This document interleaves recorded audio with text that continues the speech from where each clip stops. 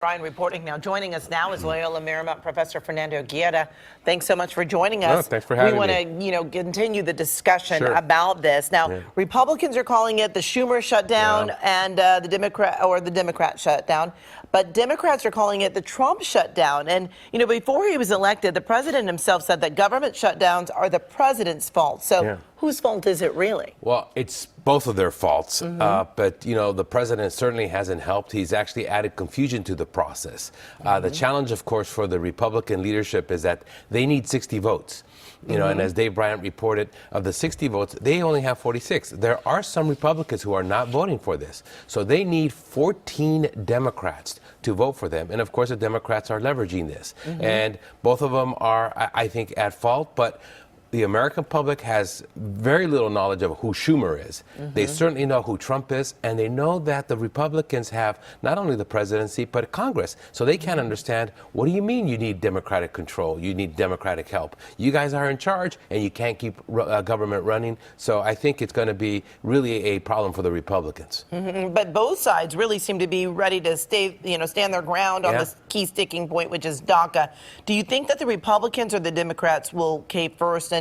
Or do you think that they might actually both give a little to end the shutdown? It was always a lot easier to predict when Trump wasn't around. His unpredictability it makes it difficult to predict how this would unfold. They thought a week ago that they had a solution. And from the time that the Democrats drove from the White House back to that Capitol with that solution, it unfolded, it unraveled. And so it's very difficult for there to be this negotiation. What's interesting is both sides agree that government should continue to function. Both sides agree that the DACA kids should be taken care of. Both sides agree that that there should be some type of border security. And so what's the disagreement? It's really about blame, about ego, and some small nuances. Yeah, well, early shutdowns have lasted a day or a weekend, but more recent shutdowns have lasted as long as 27 days. So how long do you think it will take to get this taken care of? Well, fortunately, this was on a Friday, so we have these 2 days. And it could just be 2 days,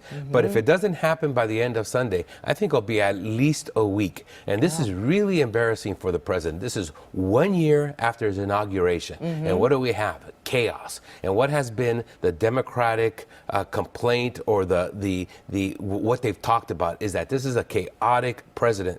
And so this week, what are we going to be talking about? His inauguration, government shutdown, and then resistance with the Women's March. This, I think, plays extremely well for Democrats, and therefore it becomes incumbent upon the president and Republicans to have an agreement to get this off for the next week. Okay. Who do you think has the most to lose if the shutdown actually drags on? Well, obviously the American people, a lot of it, government employees, some, non-essential employees, a lot of them will not be paid. But as the piece before shows, last time we actually ended up paying most of the government employees, even though they didn't work. So this does not save money. If some people are saying, oh, that's okay, government shutdown, we're going to save some money, this does not save money at all. It actually costs us even more money. But I think the one that hurts politically is Donald Trump. Okay, we want to bring it back closer to home now.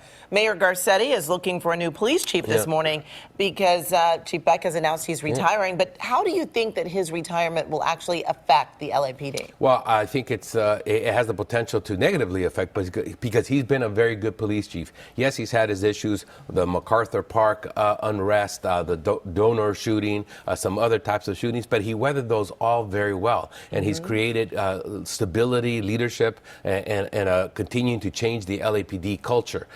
He will be the second police chief now leaving on his own terms in a positive way. He and Bratton left in good standing. The three previous police chiefs, Parks, Williams, and Gates, all left in scandal. So he stabilized it. And so the key thing here is finding somebody who could continue the programs and the perception that this police chief Bratton was able to do.